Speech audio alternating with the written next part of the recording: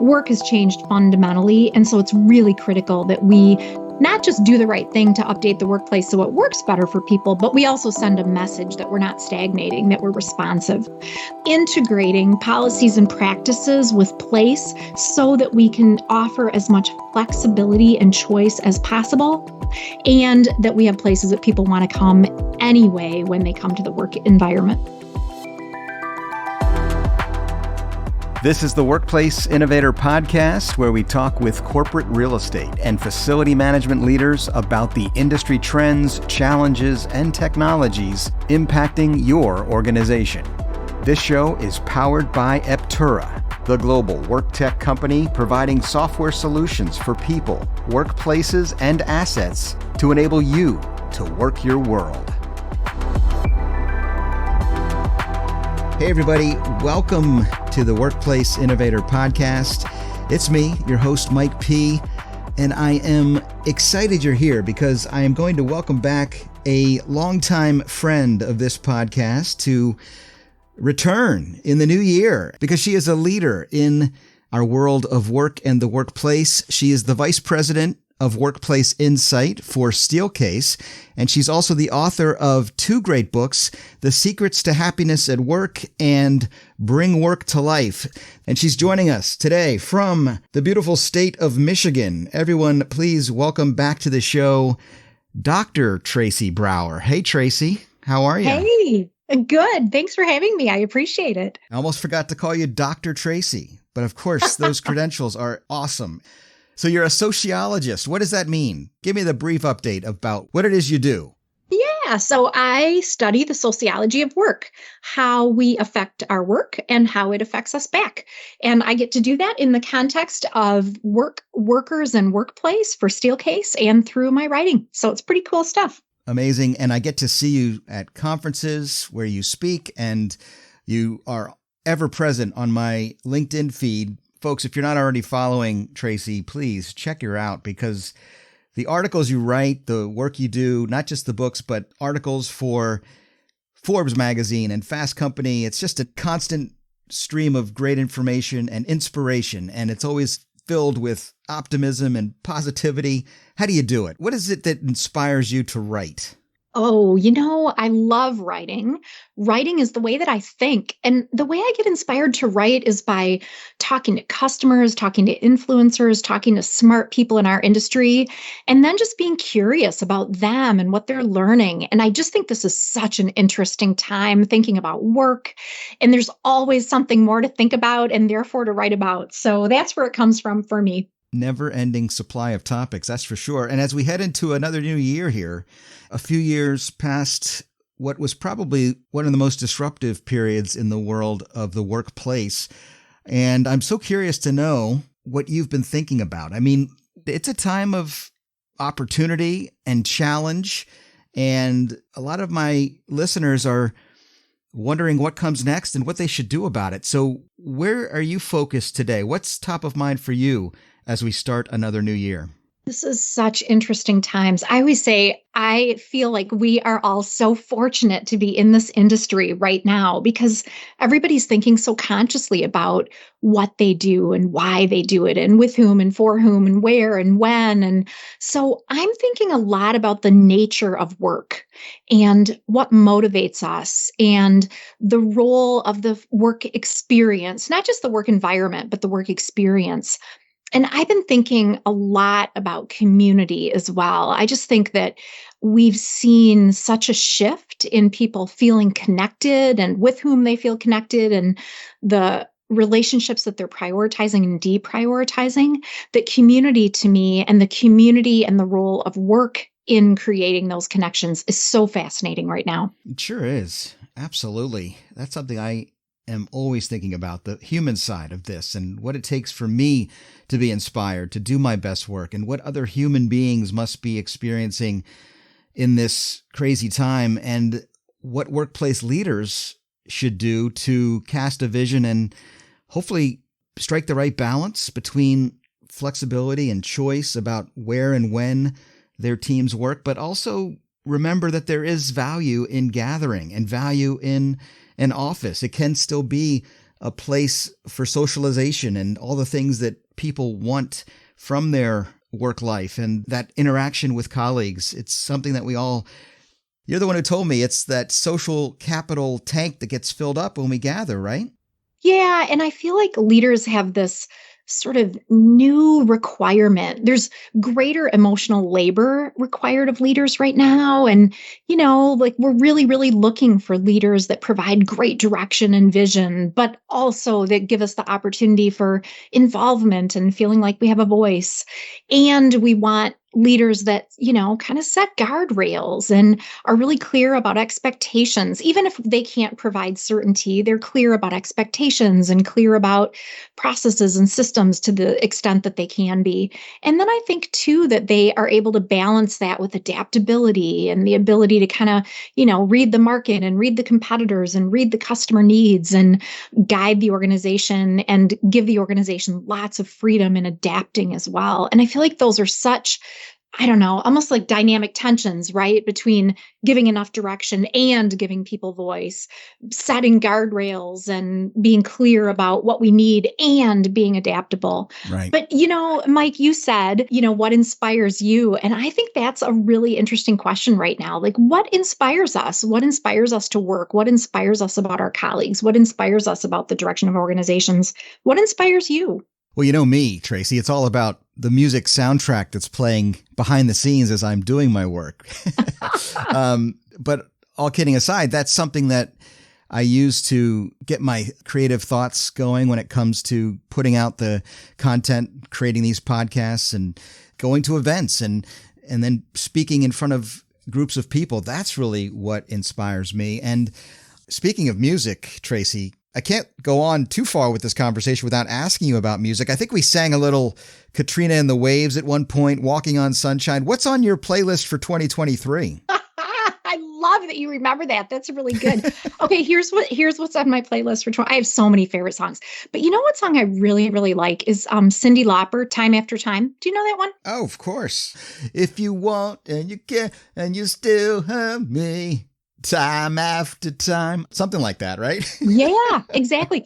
If you're lost and you look, you can still find me. Yes, that's it. So I've been thinking about that in relationship to community, right? Like we need each other and we need to be appreciated and we need to be recognized and valued and feel connected. And to me, that time after time is kind of that theme about being there for each other, asking for help, reciprocity and relationships, the importance of work and how it helps us to build relationships with people, both in terms of task and in terms of personal. So for me, that time after time is really a great one for the times that we're in. If you fall, I will catch you. I will be waiting. Be done. Time after time. Join me, Tracy. Come on, here we go. Oh, God forbid. That's a little terrible Cyndi idea. Lauper sing-along. I'm That's a much better listener than I am a singer. Another great song. Thanks for bringing it to the table. I love it. I love it. You remind me, I've never been the typical go to an office and, seek all this inspiration in that setting. I had the privilege of having flexibility in my schedule, and I was able to see the best of both worlds. But I even know that someone like me who's been doing it for a long time struggles at times to stay on track and not fall down those black holes of loneliness. And if I'm struggling with that, I know that based on my understanding of human beings, and you would know this better than me as a sociologist, if I'm experiencing that, doesn't it mean that others are probably experiencing something like that as well? And can I assume that that's the case? And if so, shouldn't we be doing things to help each other balance it all? Yes, I so agree with you that this is such a moment of struggle. And in fact, there was a great article that came out. It was the CEO of Snap talking about how he wants everybody back 80% of the time by February. And he has this sort of default together, which I really like, right? Like there's kind of a moniker for the belief system. And then he said, which I thought was brilliant, we don't even realize what we have lost. And I think that's true. Like, I think there are people who do realize what we've lost in terms of connections and feelings of loneliness. And we know that well-being is absolutely plummeting lately with our disconnection from each other. And I think there are people who are happy to be in their home office and feeling a new level of comfort in a new zone. And, there are lots of wonderful things about working remote. And Sure. I think Yeah. it's a both and, right? Like that ability to come together. And I think work has a new and expanded role to play in our social well-being. Both and. I like that. I always say it's a paradox. It's two truths that seem to contradict. How can they both be true at the same time? But they are. And that's something we have to find a way to better communicate and express without shouting each other down. And that's where I want to kind of take advantage of this opportunity I have to speak with you again, Tracy, because you did say some things that are both true. Remote work, flexibility, giving people choice is all very positive and can lead to a better life and work balance. But there's also this, you have leaders trying to get people to remember the value of an office and the value of gathering. And of course, mandates is not the way to do that. But what are your thoughts on how to do that? How do we communicate that value and encourage, inspire? Those are the words that keep coming to my mind. The gathering of our people for all the benefits that come later without coming across as authoritarian, mandating, putting policies in place that seem overreaching. Is it possible to do both? Yeah, I do think there's that critical balance. And I really, really respect leaders at all levels who are putting clear expectations forward about how often people will be in the office, about the value of the office, about the value of face-to-face, and then who provide choice and autonomy. And I think people need both. Like you look at when we value people, often we value them because they're clear and legible to us. We get them. We understand their character. Even if we don't agree with everything about what they're saying, we appreciate that they have a point of view. And we want that from our companies and from our leaders as well. And we want to know, what is that clear expectation about where and how we'll work? What are the principles that are guiding that? And then I think too, people want a level of transparency about how those are being applied and why certain jobs get different levels of flexibility, for example. And this idea of giving people choice. Choice is extraordinarily correlated with more engagement and better performance and better decision making, because we're grown-ups, we want to be treated like grown-ups.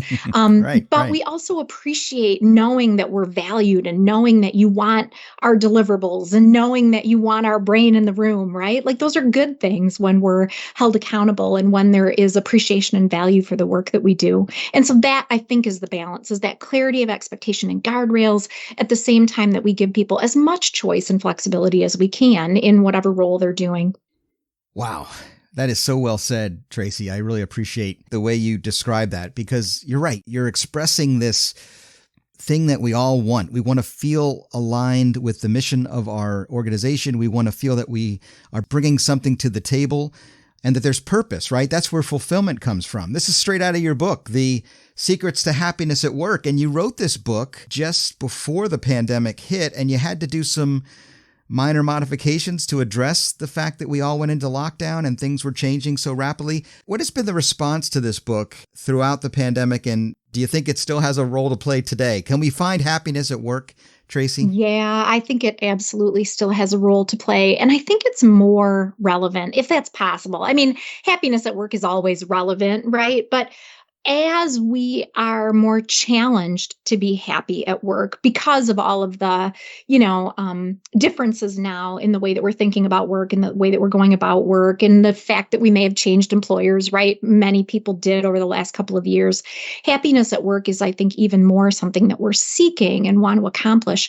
And I think the other thing that is so interesting to me right now is the role that work is playing. Like we all need this feeling of connection and this feeling of community. And that is part of who we are as humans. And all of us are more healthy when we have that sense of connection, whether we're introverts or extroverts. But less and less are we getting that from our general interactions, right? We don't talk to the barista, we use the app. We don't go to Target, we order online and something gets delivered to our door. We don't have those superficial interactions, which are correlated with happiness. And so work ends up being a really important important place that we express our gifts and our talents, that we feel like our work is necessary to others and we're having a responsibility to the community. Work is a place that we either make friends or we're friendly toward others. And so that connectivity, I think, is such an important part of what we're getting from work today. And that is an important part of happiness, both how we feel happier at work and how we feel happier in the rest of our lives. Yeah, that's really interesting. And not just that, but also just getting out of our little bubble of where we live and the people we interact with in our personal lives. It's been documented, right, that we all kind of live in our own little echo chambers, and there's value and benefits by going to a workplace that brings diverse communities together, different people, different backgrounds, different roles, responsibilities, personalities, and we all have this opportunity to then work towards a single mission, obviously working for that company, and results come not just for the company, but for ourselves and the happiness that those, I don't know, are they called weak ties that then lead to something bigger in our lives? It's an important part of our lives, right? Yeah, for sure. MIT just proved this again in a new piece of research that most of our opportunities come from those weak ties, those not primary networks, but secondary and tertiary networks. And so that opportunity to come together around mutual goals, not to get too statsy, but 75% of people say they make their friends at work. That is a close second to us making friends in high school and college that sort of last a lifetime. But then 81% of people say they make their more diverse friends at work. So evidence would suggest that in our personal lives, we might be more likely to, hang around with people who look like us or think like us or sound like us. But at work, we get more of an opportunity to learn from people and be exposed to people who are different. And that exposure factor is important. Sociologically, when we have more access and more exposure and more familiarity with more people who are different, that enhances our empathy and it enhances our ability to think with others and to extend outside of our own boundaries in really positive ways to learn from people who might be different than we are. Okay, so I have to be the voice of the contrarian listener out there, Tracy. What do you say to the person who says, hey, listen, I can get all that virtually. I'm on social media.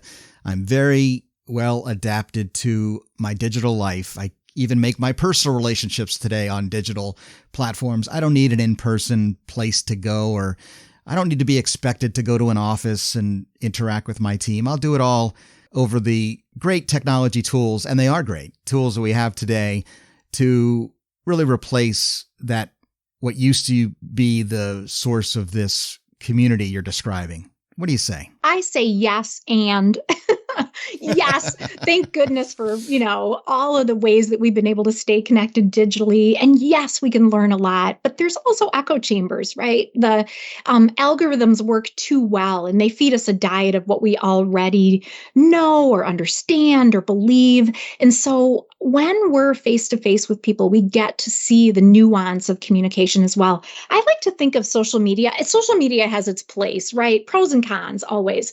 But I always think about social media as sort of empty calories. Like it's sort of like eating, I don't know, candy corn instead of love candy corn, instead of eating your vegetables, right? Like it tastes really good, but I don't know if you're going to live on it and have a great life. And I feel like social media is like that as well. You feel like you're connected, you're scrolling and you're responding and you're liking and all that kind of thing. And you're not necessarily developing deeper relationships. And we underestimate the extent to which relationships are developed in person. We can read the nuance of a nonverbal eye roll. We can see somebody kind of lean forward and raise their eyebrows. And that, reinforces, oh my gosh, they like what I'm saying, or they're curious about what I'm saying. I actually did an interview with Robin Dunbar. He is the person who came up with Dunbar's number and the number of people we can reasonably stay connected with based on our neurology and all that kind of thing. He's sort of like, if you're into finance and you know Warren Buffett, Robin Dunbar is the Warren Buffett of social science. He's that cool. Yeah. What's the number today? I heard it was like 150 at one point. That's right. 150 is still the number. But then he also talks about the smaller number number of people, like two key friends that we need who absolutely contribute to our physical health and our longevity and less incidence of dementia, and the 5 people on whom we rely most heavily, and then the 10 and the 15. So there's sort of these concentric circles. But one of the things that he talks about, which is so interesting, is how kinesthetic our relationships with each other are, how physical our relationships are in appropriate ways, right? Like we bump somebody on the elbow, or we, I don't know, touch them on the sleeve, or we lean forward in a meeting, right? All those slap them on the back. Yeah, way to go, pal. You got it. Absolutely. All those physical manifestations of relationship actually build our feelings about how important we are to somebody else, or how known or recognized or appreciated we are by somebody else. And I think when we're home, you referenced this earlier, right? When we're just home all day looking at the same 4 walls, we can go into a downward spiral, and we may not feel as valued as when we get those, moments throughout the day face to face, when somebody's, I don't know, writing down what we just said in a meeting, or chatting with us on the way to the coffee machine. All of those serendipitous connections and those incidental connections are important to our sense of how we're making a contribution. All right, Tracy, the time is escaping us. It always goes by way too fast. This has been amazing catching up with you.